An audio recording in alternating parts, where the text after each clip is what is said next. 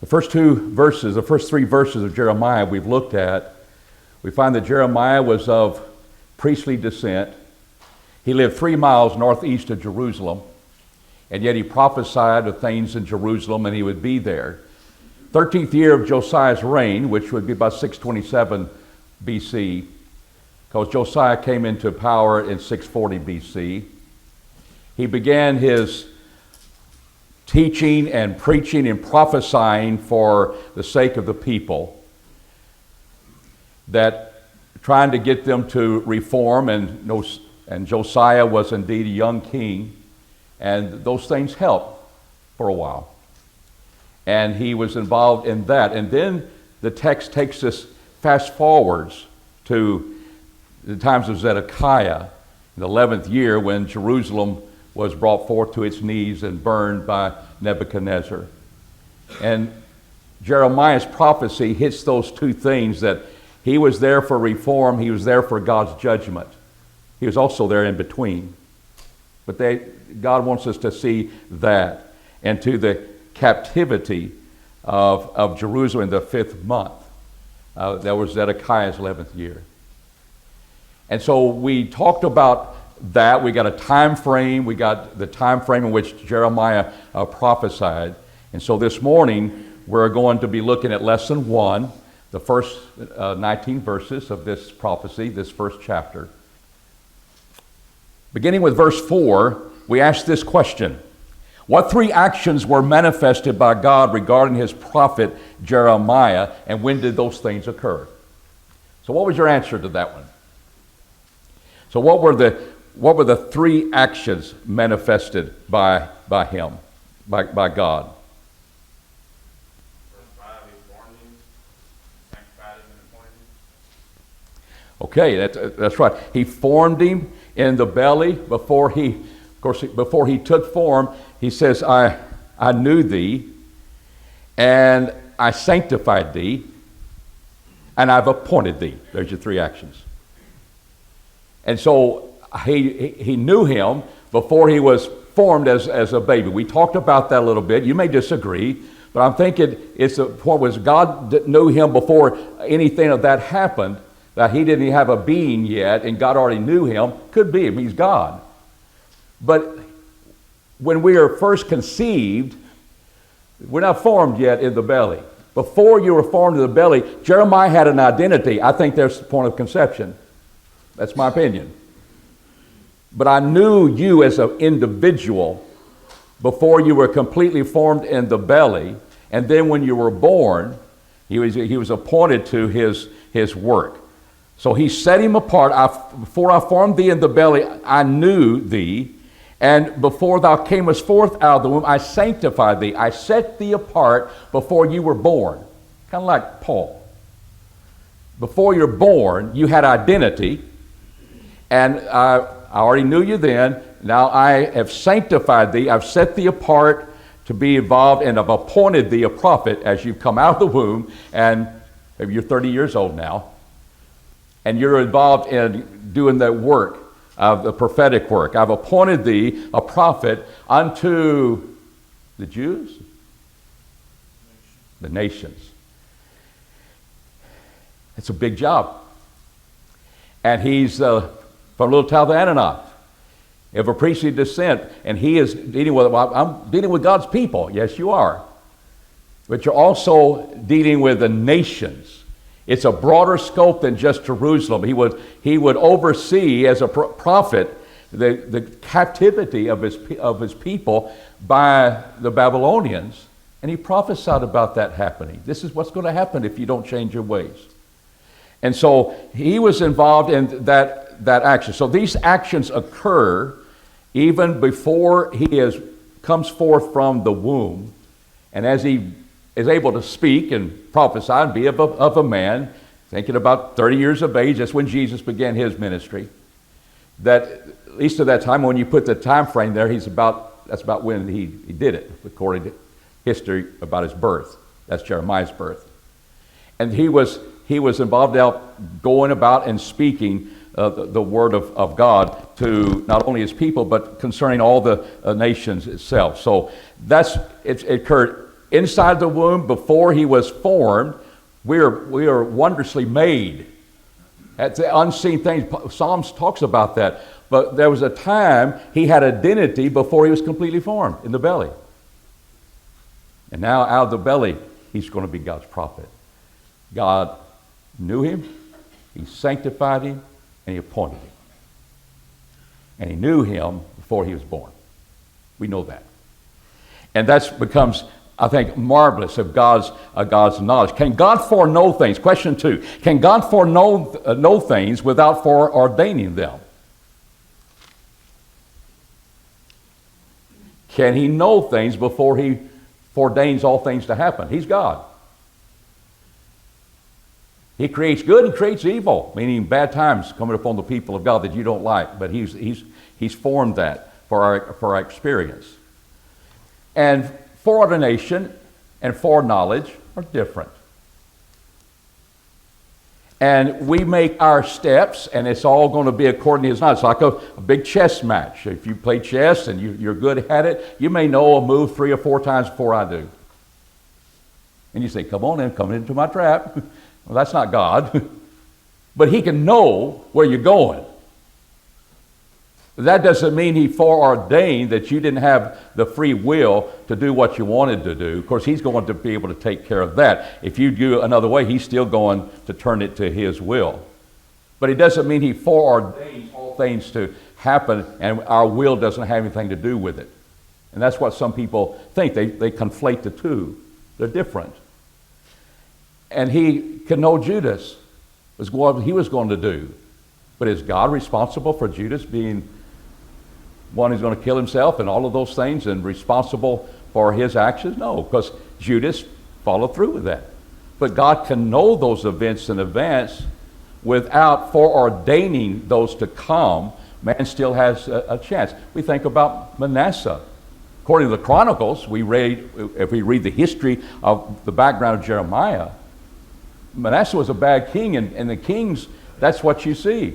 And we remember Manasseh as a bad king. But Chronicles says he turned back to God, and God blessed him. And he knew that there was a God in heaven, just like Nebuchadnezzar did. And God wanted to destroy the people of his own people at the hands of Moses. Destroy them, I'll start over with you. Did he foreknow that Jesus would come of the tribe of Judah and that would not happen? That's what he designed to do. And he would have done that and still worked out his plan. Just like before man sinned, God had already worked out the plan of salvation. He foreknew what he's going to do. The foreordaining how those events took place was going to be up to man. He knew Abraham probably would not kill his own son. He stopped his hand, but he says, now I know that you trust in me, and I know you will obey my word. Well, how come didn't you foreordain it because you knew it beforehand? He foreknew things, but he didn't foreordain that indeed Abraham would no way else but do what he did. He had faith. And what was his faith? It was personal. I believe God will raise Isaac from the dead. I'm going to kill him because God said to. Hebrews said that's his faith. That God had promised that indeed is through his seed it would be Isaac. And so that was his faith in God. That was God foreordaining. That's the only way you could believe Abraham. We have free choice. Judas had free choice. Abraham had free choice. But I don't care which way we go. If the brothers of Joseph wanted to sell him into captivity and so forth, God meant it for good. He foreknew it. Who's responsible for that? Well, jealousy and all that worked together. Foreordained they're going to be jealous. Well, why would he tell his daddy why do you allow his daddy to make coat of many colors? Don't you know that leads to jealousy? That's all happening. God could foreknow that. But we choose the path we go. And doesn't mean he ordained it and therefore there's no other way it could ever happen. Foreknowledge and foreordination are different. We need to make that distinction. Question 3. What reasons did, excuse me? I have a friend I was talking to one time about foreordaining and foreknowledge. He kept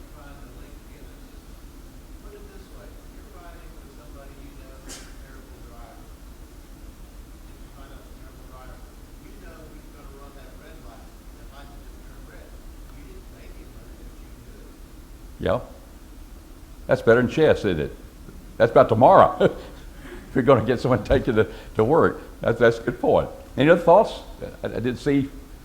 Yes. I just want to say, this is really the whole point of him being the prophet in the first place, so that the people will be informed and have a choice. Yeah. God knew what their choice was going to be, but it was their choice to make. And that's why he was there to tell them, you either repent or this is going to happen. That's right. And then the background to that, God had already told Josiah, I'm going to bring him into captivity, and you're going to be, you don't have to see it. I thought Josiah did all this change, and he did. God sees a long picture ahead, but Jeremiah's come on the scene just like Isaiah said, that Isaiah, what's your mission? I want you to harden their hearts because I'm going to bring them into captivity. Did men have a choice? Yes, they have a choice. They could have repented and changed, and God would have repented and bringing judgment upon them. He can foreknow that, but foreordained, well, how could it else happen? Because it happened that way. But we're looking behind the scenes, and sometimes it discouraged me when I first read about Josiah and that he found the scroll, and he's going to change places and change things. God said, they're going to judgment. They were already too far. Thank you, Manasseh. And Manasseh turned back to God. But the events were in place that it was going to be fruitless from God's knowledge of how things would be. But what did he do? He's not playing games. He said, could they change right now? Could they have a change? For Josiah's day, they did. And I'm going to not allow you to see that. You will go and you will die, Josiah, and you will not see what I'm going to do to these people. But he told Josiah that. And because God knew that these things would not happen, but your point well taken, he sent Jeremiah, he sends Isaiah to the northern kingdom, he sends Jeremiah to the southern kingdom to see if they will change. And they had a little reform. But remember, as our book opens, he gets you on down to Zedekiah when captivity took place. And Jeremiah writes Lamentations. God can know things by testing us, when he might know things in the future, but he knows the immediate things by testing us. Now I know. And there's the idea of testing. Brought forth, this is the result. And he can know that ahead of time, but he had a test instead of just ordaining that that's the way it's going to be.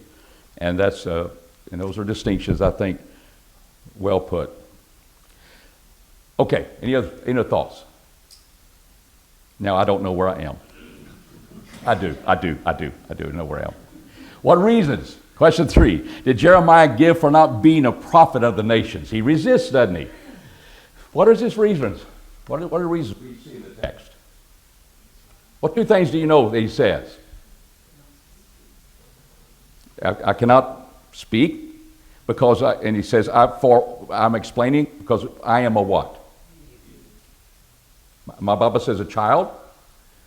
I'm not mature enough to be speaking such wisdom that's for the nations. And I think he brings that. I know not how to speak, like Moses. Well, we'll get you Aaron. He's an orator. God always has a way of overcoming excuses. I chose you, Jeremiah. I know you from before you were born. And this is what I've appointed you to do, and I will equip you. I will equip you for that word that I'm giving you to speak. So I know I don't know how to speak, for I'm a child. Solomon said that, and he asked for what? Asked for wisdom, and God gave it to him. God gave him. He was asking that, but here was a way and it's overwhelming. Think about Jeremiah, and to be fair with him, it's overwhelming. And also, I'm going to be your spokesman to all the nations and the people, and that'd be overwhelming. I'm not mature enough to do that, or I'm not equipped enough to do that. I'm just a child. And so Jehovah said to me, say not I am a child. So question 4, how did God respond to Jeremiah's reasons? Don't you say that. So now that's not going to be enough for you to not do what I've commanded you to do. So Don't say that, because what does he say? For whomsoever I shall send thee, so wherever I send you, God's people are the nations. It covers it all. Thou shalt go, and whatsoever I shall command thee, thou shalt speak. So, as he told the apostles in Jesus' day, you don't have to study what you're going to do when you come before kings. God's Spirit would direct them of what to say at that particular time. And as we've said in our prayer, that was from the Scriptures, verse 9, when he touched him, he put forth his hand, touched my mouth, and Jehovah said unto me, behold, I put my words in thy mouth. So it's my words, and I'm whoever you go to, and whatever you need to say. That covers it all. You're not going to be speaking to the walls. I'm going to practice my speech. No, I'm speaking to the people. I'm going not to the walls. I'm going to the people. And what I'm going to be saying before them, whose words are they? They're God's words. He's going to tell him what to speak. Now, what's your excuse? Oh, 3 miles from Jerusalem? You can walk that one in an hour. What's your excuse? So he has none, and I'm not saying Jeremiah's looking for a door either. I think that it's put on the best is the humility. And so what does he say in verse 8? Be not afraid because of them. For what? I'm with you. That's good, God, but they're going to put me in prison. I'm going to be sinking in mud, and if I stay there, I'm going to die. What did God say? I will not only be with thee, but I am with thee to do what? Deliver thee. And he did. He delivered him, saith Jehovah. So there's no excuse. And then Jeremiah is inspired of God to speak in verse 9. And we see what God has responded him to wanting him to do.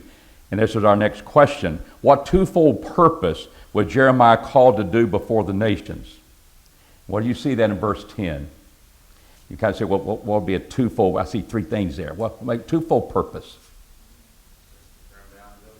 That's right. I have set thee over the nations and over the kingdoms. I mean, it's just not Jerusalem. It's over the nations and the kingdom to pluck up and to break down. Are you having trouble with your weeds in your yard? You just throw poison on them, okay.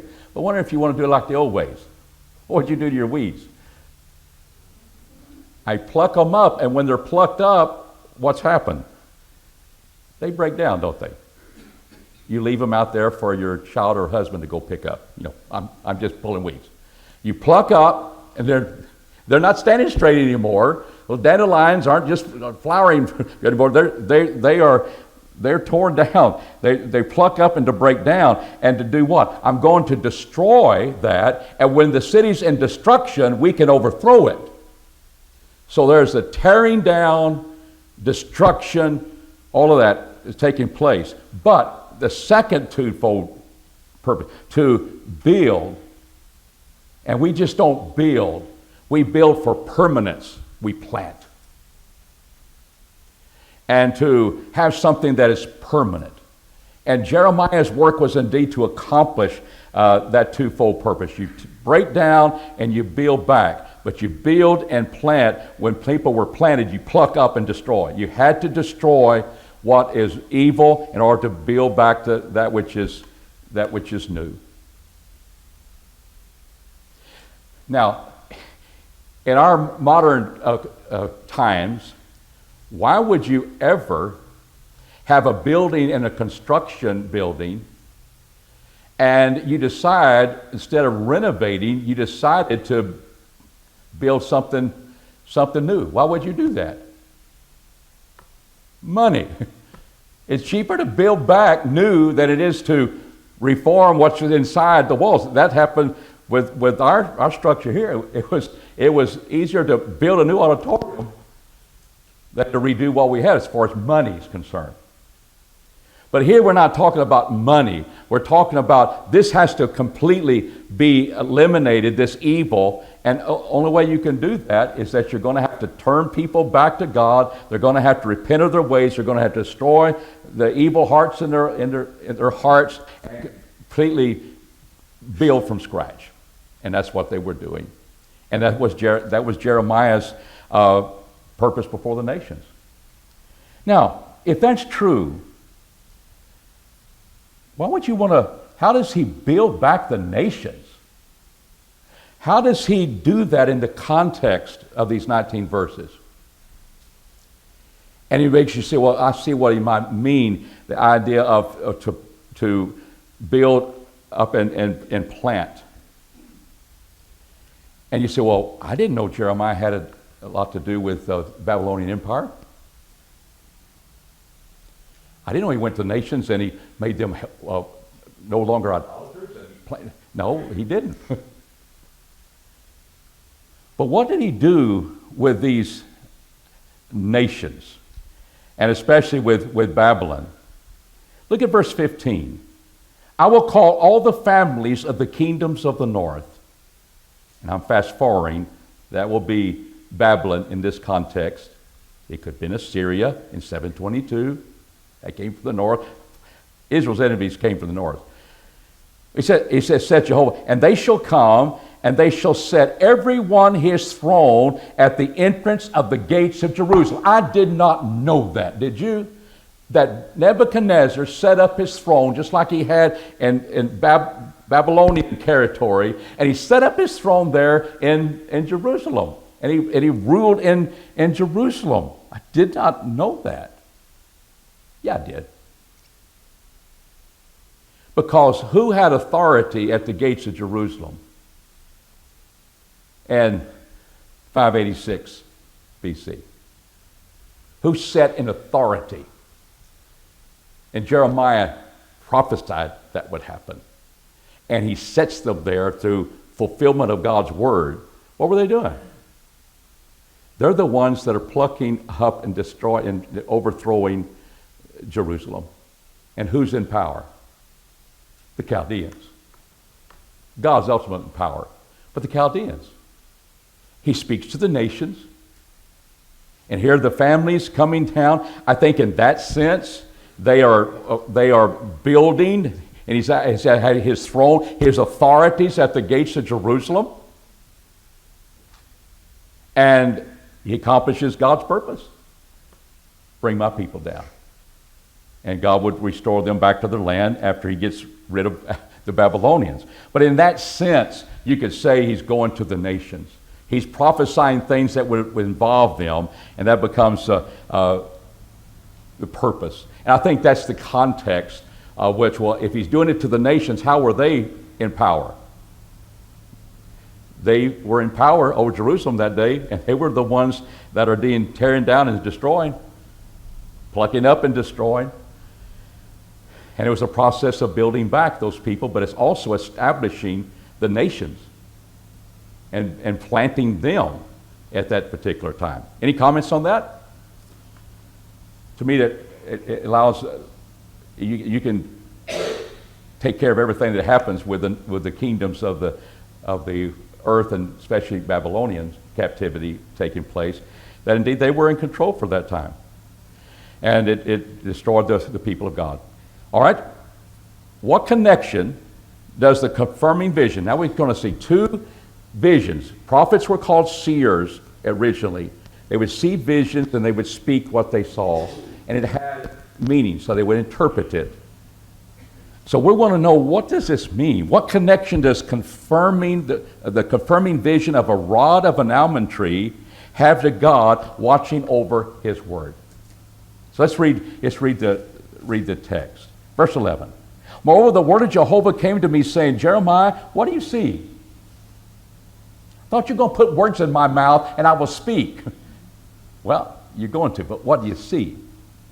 And he said, I see a rod of a what? An almond tree. That's right. Then said Jehovah unto me, thou hast well seen, for I watch over my word to do what? I'm watching over it. What's it going to do? Perform it. It will take place. How does an almond tree prove that? What's the connection? A rod of an almond tree. Look, all right, I've got some plants that I'll give those to you. By the way, they were destroyed in the freeze, and we still have them. Maybe a miracle will happen. We can't bring plants to life after death, but I'm hoping that I'm looking for some growth. But I just see a rod. What is that? How does that relate? I will watch over that, my word, and I'll perform it. It seems like it's dead. I just got the rod. I just got a trunk. What's the connection that Jeremiah makes? And God said, you got it. Let's get it. How would you explain that? I just give you a bare wood. Where'd you get that? Well, it used to be an almond tree. Watercolors are blossoms of an almond tree.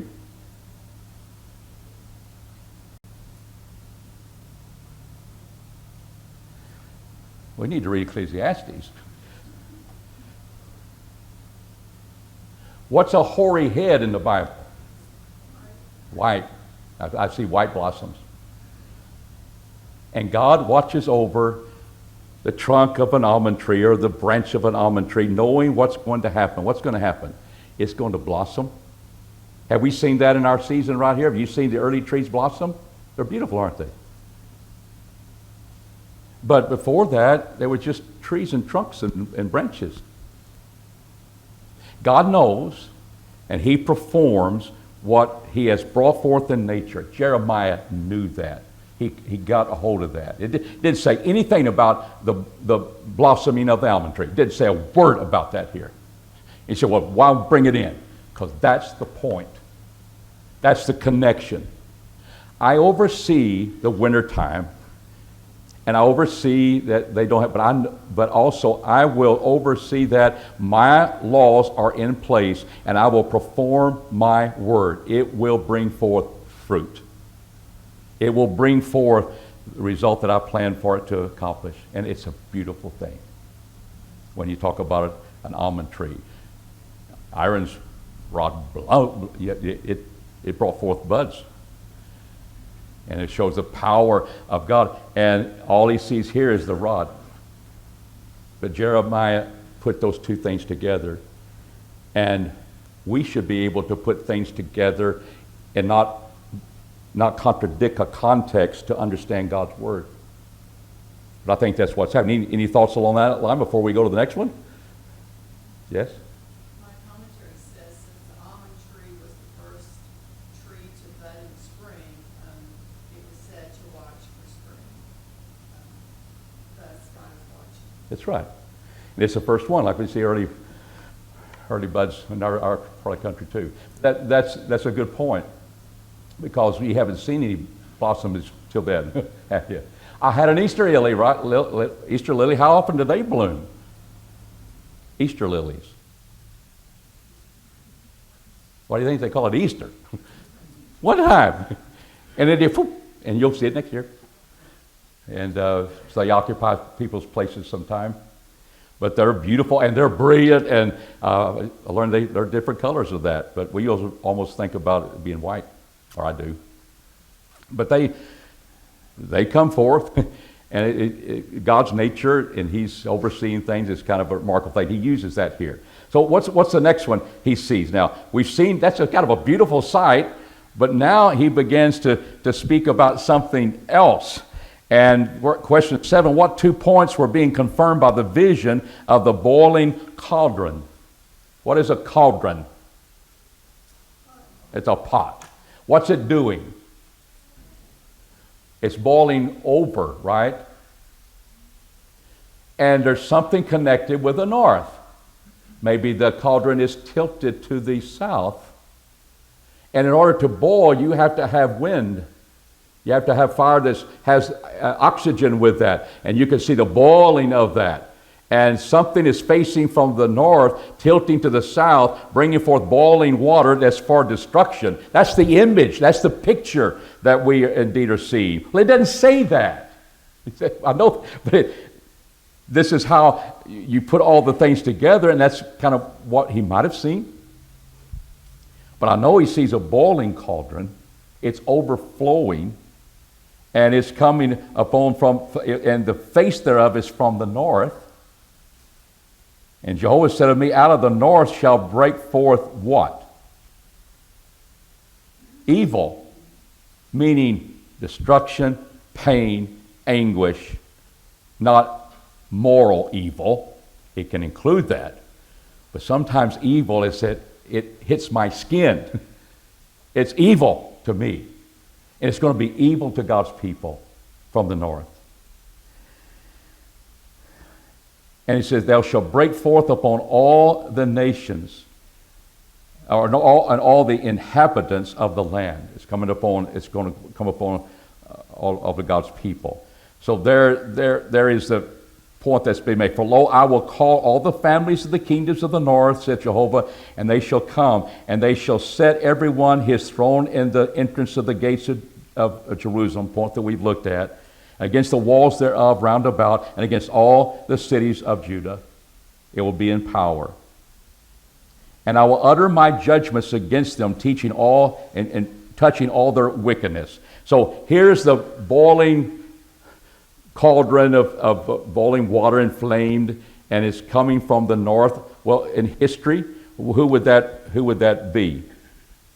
The boiling cauldron from the north. It'd be Babylon in our context here. So there was indeed, it's coming to bring evil, and God's going to bring a judgment upon the nations. Why was God judging his people as we come to the toward the end? What had they done? That's right. Forsaking God, they were worshiping idols. They worshiped the work of their hands, verse 16. And so there was a sense that you've forsaken me. God is a jealous God. No idols be before him. And so that's why he's bringing that upon them. Question 9. What threefold charge did God give Jeremiah? Was he tell him to do? Verse 17. Number 1, gird up thy loins. Number 2, arise. Number 3, do what? Speak. That's what I called you for. Speak unto them all that I command thee, and be not dismayed, lest I dismay thee before them. That's another reason why you can't just keep your excuses. I'm a child, I don't know how to speak. Are you going to be there to be with me, or you're going to deliver me too? Wonder if Jeremiah had forsaken his obligation. What would happen? What does it say here? Be not dismayed at them, lest I dismay thee before them. Don't you back off. Don't you fear. I've already told you I'm with you. I will deliver you. But you're going to have whole responsibility. I thought you foreknew and foreordained. He foreknew. But here's the possibility. And God would have worked out his plan with somebody else, whatever that would have been. So for behold, I have made thee this day. And he gets back to encouraging him for question number 10. What sobering warning did God give Jeremiah if he were to fear men? I'll dismay you in front of them. And what encouraging promise does he give to offset that? Verse 18.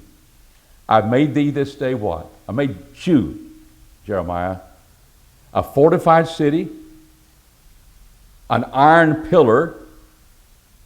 Does that sound like something sturdy and protective? Maybe if I'm in a tornado in Arkansas, I might want to get into a brick ledge somewhere. Brazen walls against the whole land, against the kings of Judah, against the princes thereof, against the priests thereof, and against the people of the land. You're from a priestly descent, and the priests that don't like what you're doing, I'm going to protect you from them. And they shall fight against thee, but they shall not prevail against thee. Why? They won't prevail. They'll fight. Because I am with thee, saith Jehovah, to do what? To deliver. Yeah, I'm not just with you. I see your problems and I'm sorry. I will deliver you. So Jeremiah, in this first chapter, do you feel like he's pretty well equipped? It is say, I want to do that. Well, now he's fortified to do that. He also understands the consequences if I don't do that. And after all, God has known me from the womb.